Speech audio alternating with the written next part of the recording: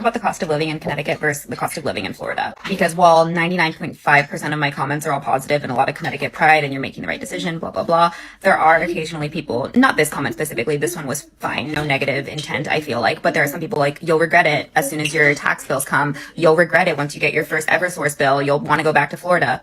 So I just wanted to go over some things that we pay in Florida that people who live up north might not realize. One, I understand the cost of heating a house during the winter, but have you ever paid for an air conditioning bill for a house for months at a time to cool down home during 100 to 115 degree days? And it's not like a heat wave that happens in Connecticut for like a couple days. No, this is months at a time. Walking around outside right now, it's already 90 degrees. You literally feel like you're in a convection oven, and we are nowhere near the peak. It's going to be this hot until November. It's unbearable. You don't want to leave the inside of your home. Next is the cost of private school, because if you want to have the kind of education that you get in Connecticut for free, you're going to be paying for private school, and that could be anywhere from $10,000 to $30,000 per child per year. Next is home insurance. It is actually a lot cheaper, I'm finding, for home insurance in Connecticut. And also, you don't have to pay for things like flood insurance. Almost every house in Florida, especially in my area, you need flood insurance for, in addition to your home insurance. Next is the price of evacuating and taking care of your home during hurricane season. It might have been worth the risk when you were younger or single or didn't have kids, but when you have kids and you have a Category 5 hurricane coming towards you, you have to evacuate. Who's paying for those hotel bills? Who's paying for their Airbnb bills? Not the government, you are. Who's paying for all of that lost food from when your power goes out? Not the government, you are. Try to get anything out of FEMA is they make it so hard. It's jumping through so many hoops, and if you don't own your house, then it's almost impossible. The lost wages from work, etc., etc. Hurricane season sucks once you have kids. Next is healthcare. I made another video about this recently, but when I applied through Access Health, I got Husky B for my 3 kids. That is not Medicaid. It's the state-funded CHIP, Children's Health Insurance, whatever, for my 3 kids for $50 a month. When I inputted all of our information through the marketplace, which is Florida's public healthcare, it was at minimum $286 per child. You get a tax credit, right? So we could apply whatever money they were giving us to the kids. And you can play with this. So it was at minimum $286 per kid, but it could go up to like $600 something per child, depending on the plan that you pick. So those are just a couple things. I'm sure that there are more things that we have to pay for here that I'm not even considering. But yeah, to all the people that post daily on my videos being like, the taxes are outrageous here, you're going to be paying so much more. We've thought about it, okay? We have done our research. We know what we're doing, okay? Thanks for following along on our journey. The culture of going out to eat in America is getting absolutely destroyed. You used to be able to go out to eat, get a drink, get an appetizer, get a meal, maybe get a dessert, $22. Those days are dead. I live in LA. My restaurant's in Los Angeles. If you want to go out to eat with a friend and grab lunch, you're spending $60, maybe $70. You throw a mocktail, cocktail in there, you're at $100. You're already done. You have families of 4, families of 5 that want to go out to eat, and the minimum they expend is $150, $160 to feed their family of 4. Service is down. Portions are down. Quality is down. Everything is down. Prices are up. People are aggravated. People are sick of it, and I understand that. McDonald's, Denny's, IHOP, your go-to fast casual QSR spaces that were great for budget-friendly meals are smoked. You're spending $40 at Denny's now. I want nothing more than reduce my prices, but I can't when my trash goes up $500 in a year, my property taxes, my unsecured property taxes, the POS system fees go up, vendor prices go up, food prices go up, they're charging me for gas now, like, it's getting bonkers. I went to dinner the other night, and they served me like 3 ounces of pasta for $54. I said, are you guys out of your mind? You don't even make the pasta here. Like, you're buying the pasta fresh and making it, and it's tomato sauce, you're charging $54. DoorDash, Uber Eats. Don't even get me started on DoorDash and Uber Eats. That's a scam in itself. I don't know. In my restaurant, we keep the portions big, the quality extremely high. We try our best. We do our best, but we have to bend to the world around us, essentially. So I wondered what's stopping us at our stopping point on moving on forward in our life. You know how much it costs us a month to month just to live, and we own a paid off house? I'm 28 years old. I have a paid off house. What it cost me, and it's just me and my fiance, or my fiance and I, $3,301 a month. Every month just to live. Just to live. You hear my voice? It says it right there. $3,301. So, I'm like, what is stopping us from going? And, man, I just had to cut back and realize, like, Dude, this is bad. Y'all gotta listen. Y'all gotta listen to this. I'm not kidding you. And I know y'all are gonna have the same bills. I can't imagine if you have a house note or definitely a truck note or a car note with these new interest rates, especially with the house. I just can't imagine. I don't know how you can do it. But yeah, you want to talk about the last people in office that caused world record inflation, which we, the American people, have had enough of. Here it is, people, and we're still suffering. But the people in office right now are trying to fix it. Thank God they passed the bill today that there's no taxes on overtime and there's no taxes on for elderly. They have a tax elderly relief plan. But hey, if and or but, listen to this, guys. Just listen. Our trash bill. Here we go. There's only 11 bills that we pay. So let's start out with this, guys. $3,301 a month with a paid off house. This just live. Imagine if I was elderly and didn't have retirement or something like that. This is how much it would cost. Trash bill, which we pay in bulk every 3 months, $175. But add that up for once a month, $58. Electricity, $300 every month. Our phone bills, $65 a month. Our internet, $65 a month. Our TV is $40 a month for the app stuff. Like I think she has like Paramount, probably not even Netflix, Hulu, all that stuff, whatever you call it. But that's for that. So we have 2 notes. I don't have anything with banks. I don't want nothing to do with banks, but we have 2 just to keep our credit up or whatever, because whatever. But her car note, which had a good interest rate then, $465 a month. Nowadays, if you wanted a car or truck note brand new or something like that, it'd probably be close to $1,500 to $2,000 a month.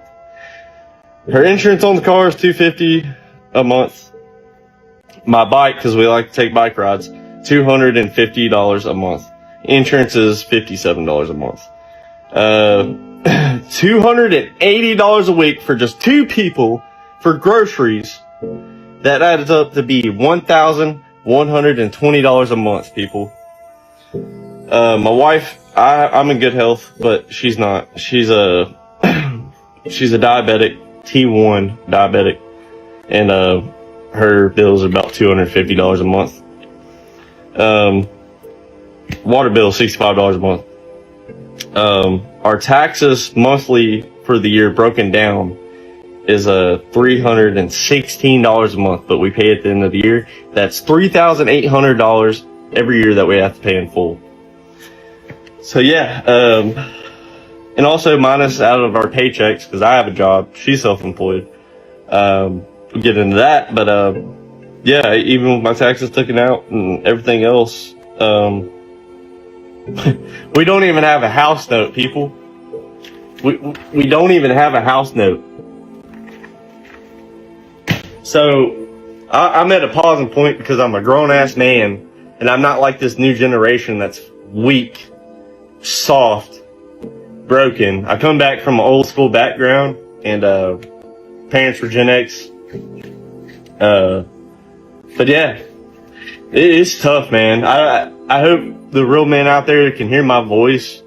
And my question is, have you sat back and actually counted of what's going on just the little things that add up? But literally, we're trying to live life, and how can you live life like this? It's over $55,000 a year that I'm paying on bills. 55 to 60, somewhere in there. So imagine if you make $80,000 a year for just a man as a job, but or a woman. This is absurd, people, but this is talking about world record inflation from the past 4 years. This is absurd. And me and my lady, we push so hard. We work so hard at what we do. And here's the other thing. I have 5 rent houses. And this is just extracurriculums on building more. on pushing forward for my business. I want to be in real estate. And that's what I worked hard for years. My whole entire 20s, I'm 28, turned 29 over. My whole entire 20s, I'm a blue collar man, and I worked really hard to get that. And man, the past administration, I've been at a holding point because world record inflation, people. There's nothing I can do. If I wanted to go get another new house and stick a renter in there, and then the note would be so high because a decent house nowadays is $250,000 to $350,000. So interest rate on that would be stupid, close to probably $3,500. So they can't, a minimum $2,000 a month rental fee. There's no way, and I have to pay the rest. There's no way. I've been at a holding point on that, which is okay. I'm blessed. I am blessed where I'm at, even though I'm at a holding point. But there's a problem, and I don't know why I'm just now looking, but anybody else crack down on what they have to pay? I'm still trying to push forward, and I'm trying to think of other curriculums to do.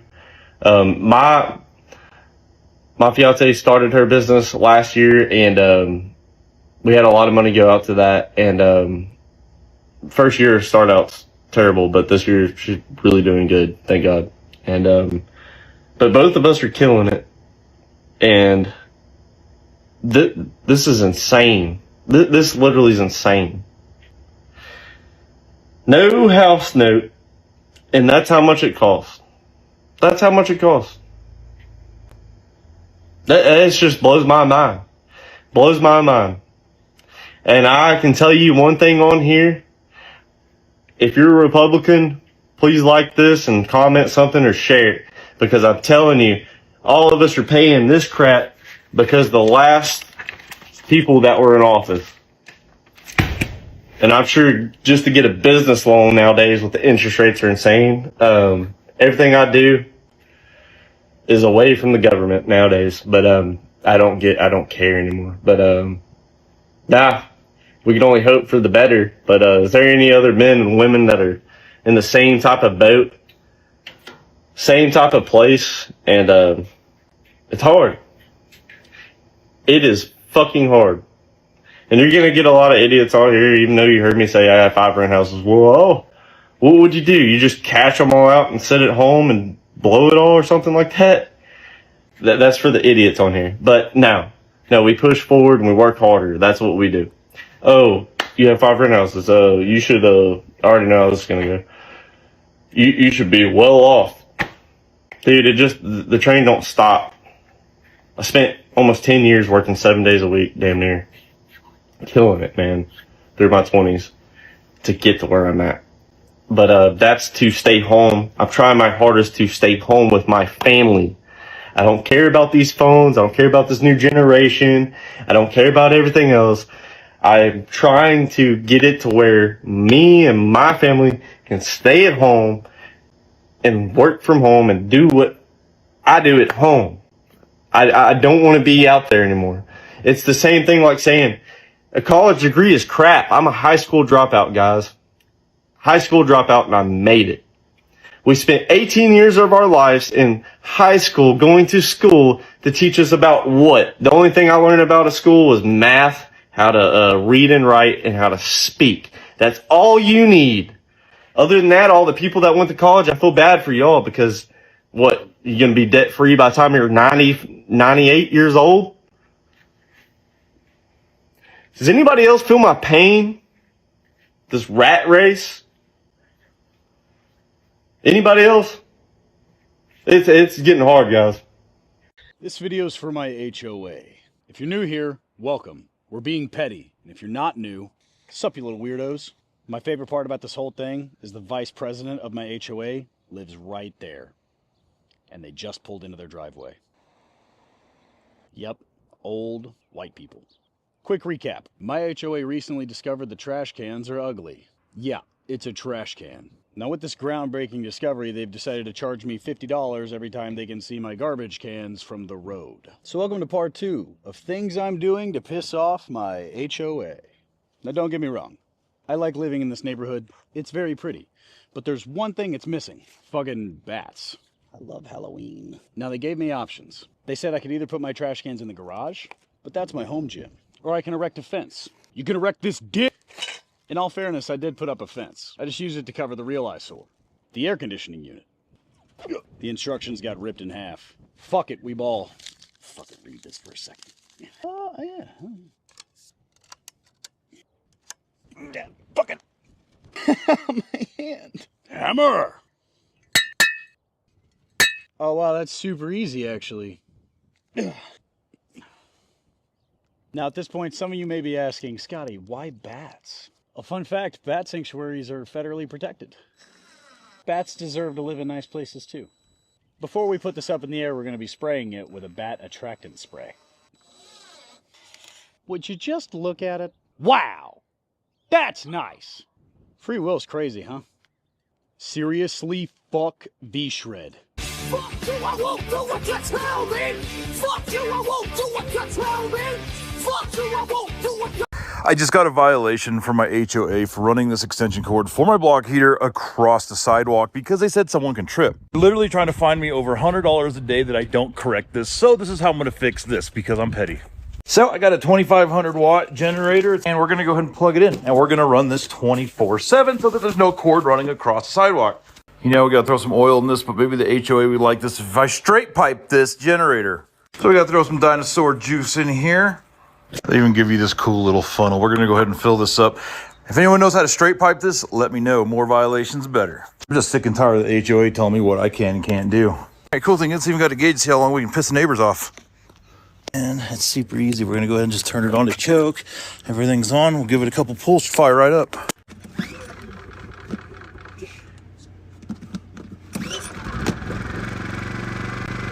Just like that, brand new.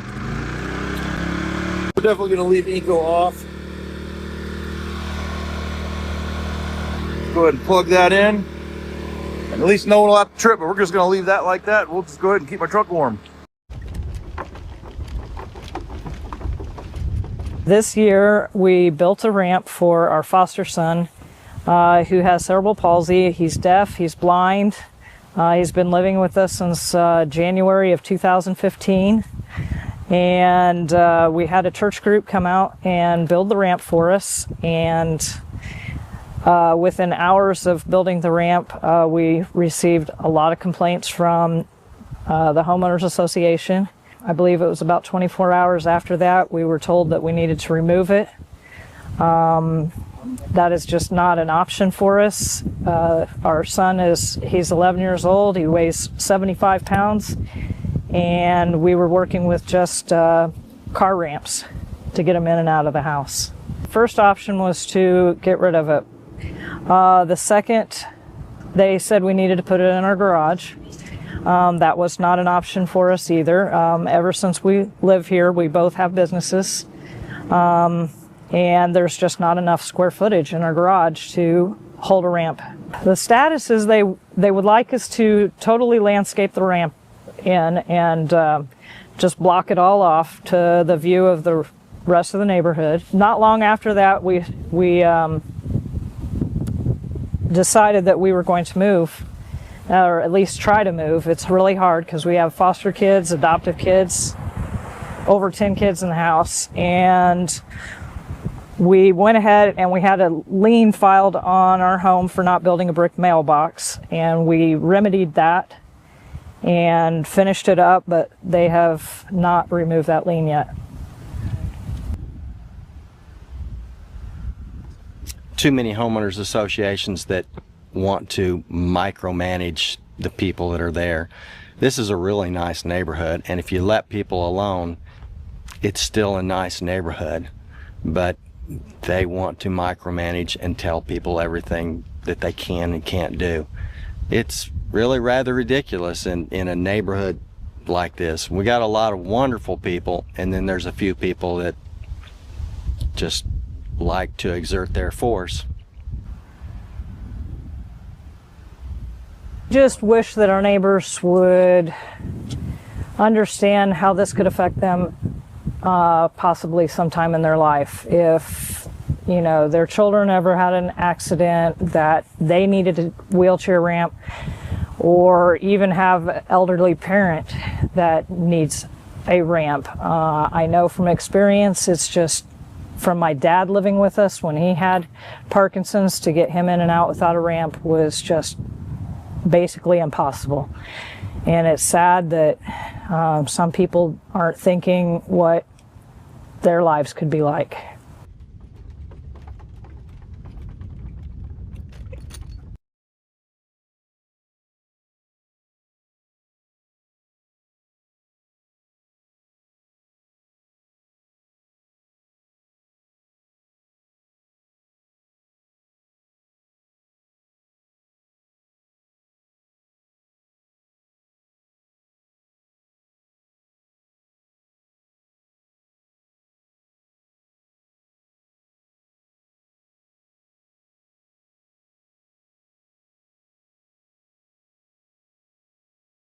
A Seaside, California man was ordered by the city to put up a fence to hide his boat from public view, and his response was a work of art. Literally, he had an artist friend paint a realistic picture of his boat on the 6-foot-tall fence. Awesome. Instead of seeing a boat in the man's yard, you now see a mural of the boat on the fence in the man's yard. So the boat owner says he's happy with how it turned out, and the internet loves his stroke of genius. How can you not love it? How can you not love it? I think it's absolutely awesome.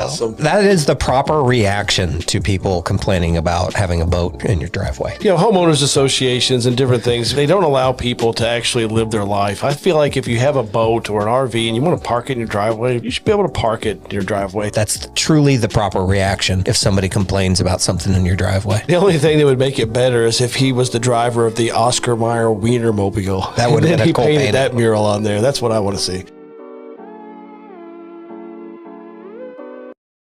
Listen to me. If you plan on ever buying a home, do not, I repeat, do not ever get a home with an HOA. I am currently getting sued by my HOA. If you don't know what an HOA is, it's a homeowners association. So when you buy a home, like in a community or whatever, they're the people who like take care of things within the neighborhood. If there's amenity, trash sometimes, you know, lawn services and like that type of thing. I first purchased my home like 5 years ago now. When I first got my home, my HOA started at $200, which was, you know, that's about average. It made sense. My community is very like, it's real basic, okay? Like there's no gym, there's no security, there's no gate. They do have a pool, but it's like a community pool. It's not one of those like cute, nice pools. It's like very like, I don't even want to swim in it. I have not swam in the pool since I've been there. Like it's rough, okay? Since then, my HOA rate has gone up to $450 per month. Nothing has changed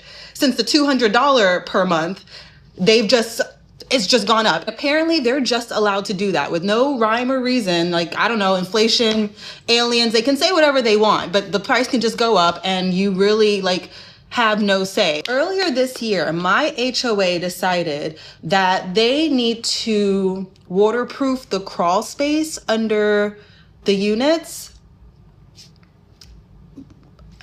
This cost us homeowners an additional $500 per month for 7 months. So the $450 plus $500 plus my mortgage. That's like 2 mortgages. So all of a sudden my HOA is now $950 per month.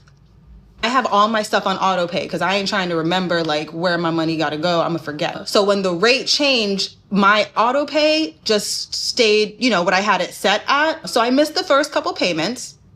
Then I peeped what was going on and I reached out to my HOA like, yo, I ain't got $950 per month just for my HOA. Like I ain't got it.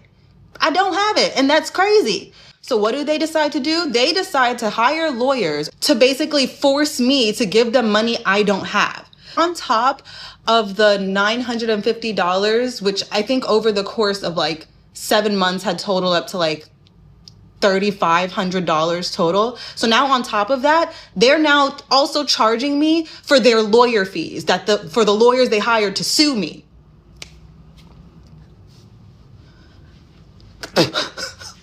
Make it make sense. How, where, in what world does that make sense? Now I owe my HOA $10,000 and I'm just like, hello? I'm trying to negotiate with these people like, yo, I don't have that. Can we just settle for like the actual amount of like the fucking crawl space or whatever? Like I'll figure out that money and just get, and they're like, no, you need to pay our lawyer fees too. Okay, well, I ain't got, like, I literally don't have it. What you want me to do? I live in Atlanta, so I don't know if it's different in other states, but here, baby, in Atlanta, they got free reign. They could just out of nowhere raise your HOA to $950 per month. That's literally another mortgage. Why would you do that? What is the reason? If any of y'all been through something like this or have some advice, maybe know something that I don't know, hey, help me out, okay? Help me out, because they about to lock me up. I don't know what happens when you get sued and you just don't have the money. I don't know what happens. I don't know if I go to jail. I don't know. If anybody else is going through this, has gone through this, let me know. And for everybody else who has not gone through this, if you can avoid it, don't get a house with an HOA, okay? I'm just like so fucking fed up with everything. I don't want to talk to nobody anymore. I don't want to have it. I don't want to make any new friends. I don't have any anyways. I don't have money to go anywhere. Can't go on vacation. I feel like, I know I'm not the only one mentally just exhausted right now, but I don't know how much more I can take. I was like, oh, 37 years until I retire. I could do this. I don't have a savings account. There's hardly anything in my 401k. I'm not retiring. The American dream our parents knew is absolutely dead. That study showed that in 2023, private equity firms purchased 44% of single-family homes in America. That picture-perfect American dream that every boomer had for themselves in the 1980s is absolutely dead, and it's not coming back. The nature of the American dream has changed and pivoted since the founding of this country. It has not always looked like the corporate job with 2 SUVs and retirement. The new American dream is going to be buying farmland with a loan, with 0% down programs in many cases, and starting your own commune from the ground up. I just did this. I just got a loan with Farm Credit East to buy almost 7 acres of zoned agricultural land in upstate New York this summer that I'm currently having a barn built on. I had no idea that these people existed. I had no idea it was a nationwide network, a bank that essentially finances anything to do with agriculture, and they never once asked for a business plan from me. And they have so many different programs under their brand. And in case you can't put 20% down on a loan, there's the good old USDA website that does have 0% down programs for low-income, minority, and veteran applicants. And they also have grants. And I only know all of this because I had to research all of it only 6 months ago to get my own land. By using a loan, it was able to free up my capital to now put a structure on it that I could live in if I want to, but more importantly, I can work out of to make money and grow my own food that I can use in my own closed loop on my land I just purchased. The new American dream is going to look like leaving the city so that you can actually own something. You don't have to rent your apartment for the rest of your life. It's going to look like getting a loan for zoned agricultural land, of which there is plenty in this country if you go on Zillow, and I'm happy to do a video about how I find agricultural land. It's not hard. It's getting a loan, pooling funds with friends and family to start setting up the compound that you're going to live on, you're going to work on, that's going to grow all of your food.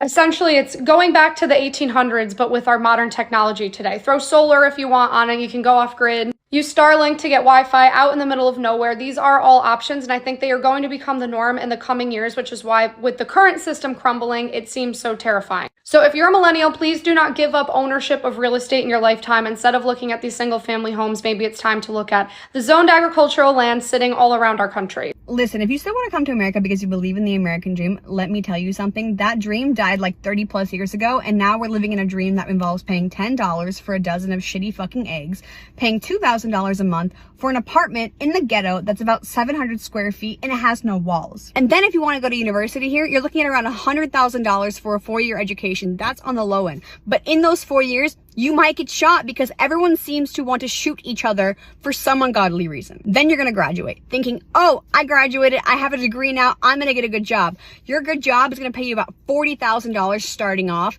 maybe, and then they're gonna say you're gonna work 40 hours a week. When in reality, you're gonna be working about 50 plus hours a week because they're gonna guilt trip you in by saying, we're a family, we're a team, we help each other. And they're not going to pay you overtime for that because why would they? If they get your help for free, why would they pay you for that? Okay? Then there's no work-life balance. That company you're working for now doesn't want to give you vacation days until like maybe your second year working there. And those vacation days are maybe 4 days out of the whole entire year. That includes holidays. All right? Then if you're sick, too bad you still have to come to work. Okay? Then if you want to buy groceries, your groceries are going to be your whole entire paycheck because no one can afford to eat here anymore. Got it? I go to the grocery store for 4 things. It's like $50. I'm just saying it sucks living here. I don't want to live here. I want to leave. So maybe you should rethink your whole American dream because it's not what it's all cracked up to be.